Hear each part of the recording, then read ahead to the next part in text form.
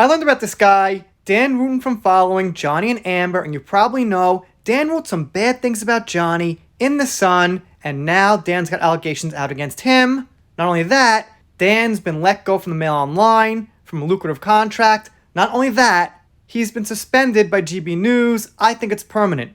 Not only that, it gets a little worse. Bear with me. Dan's going to be investigated by the UK Metropolitan Police. Okay, we got it all out.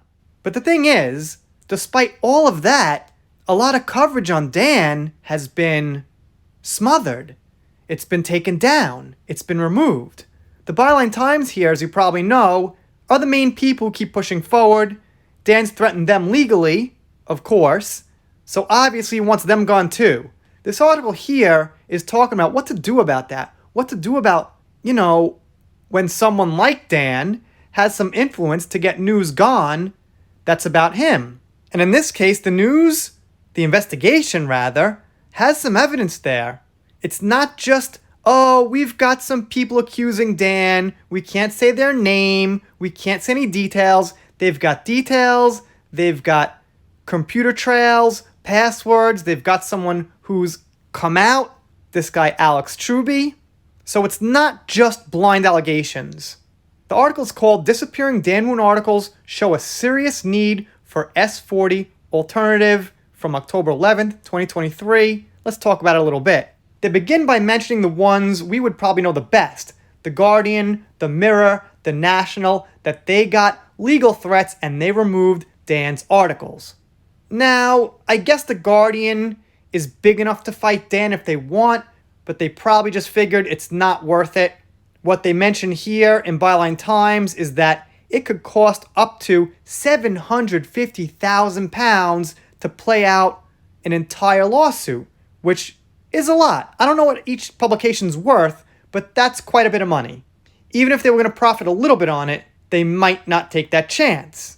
If they were profiting big on it, making millions off it and millions, like maybe Johnny or Amber or something like that, they say, hey, we'll go to court, we'll fight it, we'll take the loss, but we'll still profit in the end. But with Dan, it might be where it's kind of a gray area with the profit margin, whether it's worth it or not. They do mention once again the Metropolitan Police investigation. Hopefully, some of that gets out. They quote someone from The Guardian saying that an article on Dan has been taken down, or I guess all of them rather, not exactly sure. They mention that there is a chance there might not have been enough public interest, so that's why they just figured, well, we'll take it down anyway. Kind of what I was saying, if public interest is really high, they probably just take the risk and keep publishing and getting the ad money and go on with the lawsuits or whatever, and then in the end, take the profit. But they might have figured, not enough people care about Dan so much. I think they're getting it wrong. I think a lot of people following Johnny would like to see Dan get some karma and Dan, face justice, especially in the UK, where the court system is, I don't know, I'm not there, but from what I see, a little finicky. They mentioned some other obvious problems that could be there, the wrong people getting money in the wrong ways, this and that, which is something I don't think we could solve so easily though, to be honest. They say here, the absence of political leaders with the courage to put forward bold press policy reform that supports free and independent journalism. I agree at the core.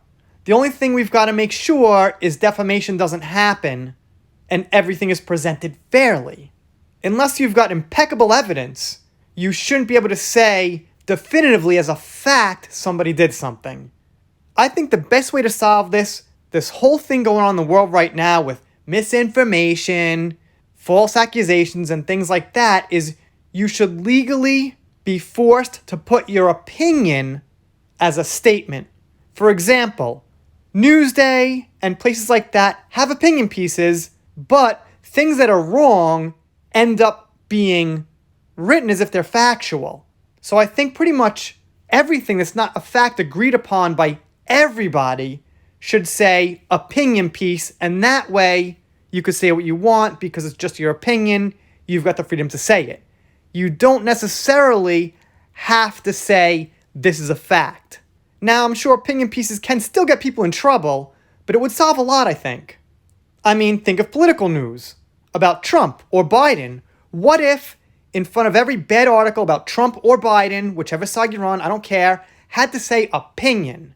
The factual stuff could be factual if agreed upon by both sides, then it could be printed, then we've got the news you could talk about. But if it's not agreed by both sides, it's got to say opinion. That would make sense to me. So in Dan's case, if the Guardian, the National, and those places wanted to print, if they put opinion on top, go ahead, say what you want about Dan, it's your opinion, and we know that, it can't be used legally, and he can't be punished for it because it's your opinion. That's what I'm thinking. Anyway, I'll be following this. Just to note, the person that wrote this is a writer at the Byline Times, not the people that work with Dan formally, who write mostly about Dan. If you're not subscribed here, consider it. If you don't, I'll be sad, but I'll get over it. Done here for now. See you next time.